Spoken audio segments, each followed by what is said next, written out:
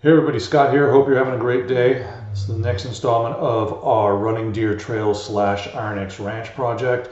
I want to apologize for the cluttered background, but I haven't found my green screen yet, so we're still unpacking. We'll get there eventually.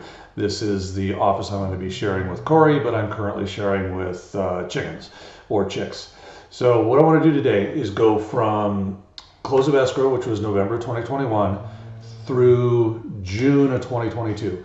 Just do a quick walking tour of the property that I did one day when I was up here having lunch with Zach, and then also cover some of the issues and concerns we had and alterations and changes we had to make with the ADU plans based on city and fire regulations.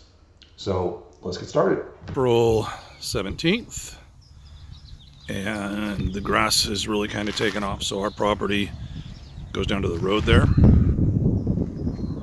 standing up on a driveway by the main house, and then where the fork is over there, it follows that metal holding tank is on another property.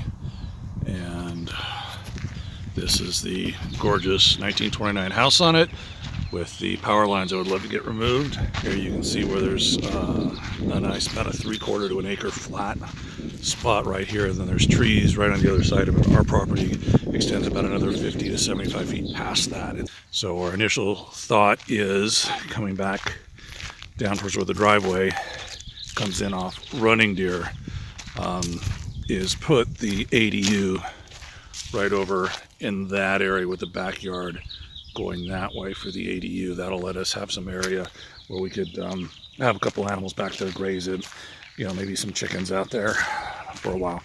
So that pile of rocks down there in the corner is the only spot that's protected on the property, so we can't do anything there, which you really wouldn't want to anyway, because those are going to be a nightmare to move or do anything with. Clump of trees down there. There is a big dead one I'm going to have to take out. Corey got me a chainsaw for my birthday. So then our property runs down here. You can see the grass is really getting out of hand, so I got to get somebody out here to cut it. That is a 67, so we do get some road noise, obviously. And the property, the road, which is unpaved, and our property ends right about where that power pole is there. It's actually on another property, but it's pretty close to ours. So that's a nice little circuitous look. The dogs are having fun. Portola thinks this is way too big, way too hot, and Sydney's just in heaven. She has found that she is not faster than birds, however, and she can't fly, so they get away.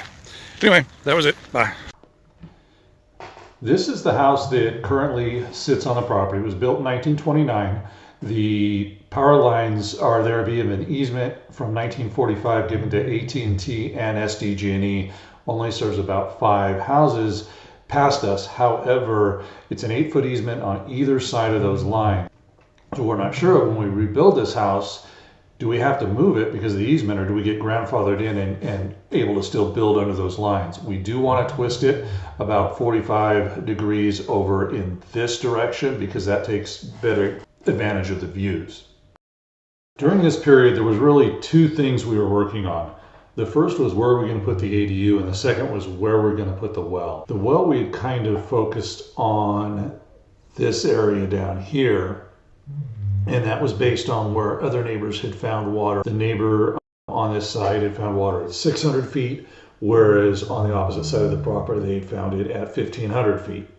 You know the cost of drilling, you know that 600 is a lot better than 1,500. So the southwest corner was kind of where we were targeting the well. That meant the 2 spots we were looking at for the ADU were the northwest corner or the southeast corner. Now, what we found out in reading regulations was that because we're in a very high fire zone in California, we have to have our main structure 100 feet away from brush. And as you can see on the west, we've got a ton of brush there on the neighbor's property. We can't make the neighbor cut anything down. There's also some brush on the south end. So that was really kind of limiting things, and that kind of forced us to push it right into the middle of the north segment of the property, right here. And that's what we planned on doing. A neighbor told us, oh, you can't do it there because that's a gorgeous view. The neighbors don't want it there. And I told them we don't have a lot of choice because of the fact that we have to have the 100 feet of fire clearance. So then the process was, what do we do for an ADU? Now remember, this is early 2022. We're coming out of COVID. So the two issues we have are supply chain disasters, everything costs too much, and a lot of our labor down here, whether it's legal or undocumented, it comes from Mexico. And the border was not easy to get across for these people to do every day. So we had a really good friend who had a cabin get home company in Oregon, where we could basically buy a pre-manufactured log cabin, put it up. They were available immediately. They were built in Canada so that NAFTA made everything cost a whole lot less, and we could basically get a 1,200 square foot home for about $250,000 plus, plus. You still got grading, you still got all that kind of stuff. But A, that was a whole lot cheaper than we can get it anywhere else, and B, it was a lot faster. So, sure, we had a solution. We marched down to the City of Poway, met with a planner who was very familiar with the property because people have been looking at this for a year and going down to the city to see what they could do with it. Took one look at this drawing and just said, let me stop you, you can't do it. And we're like, why not? It's fire rated, it's NAFTA, so it's covered that way on importation, and it's 1,200 square feet, which was the max we could do. Said in the City of Poway, you have to do 4 things with your ADU in relationship to your main house. It's got to be the same exterior material, has to be the same color, has to have the same roof line, and the same windows. Now, on this property, you can get grandfathered in and you don't have to do the windows because you can't buy those windows anymore, but you've got to meet the others. Now, I don't know about you, but I find it really hard to tell the difference between these two structures. But he could, so we had to go back to the drawing board and figure out how to make something that used the same color, materials, and roof line as the existing home that was built in 1929 that we would also want to live in. That was going to be a challenge. He also told us we should talk to the fire department to see if there were any other regulations that we need to meet. So the next call was to the fire captain, and it was actually a very good call. The fire captain let us know that ADUs are not subject to the 100-foot clearance requirement that primary residences are.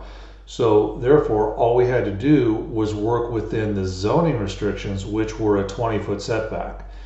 Based on that, we decided to put our ADU here. Now the only question was, what was the ADU going to be? And that's a story for the next video.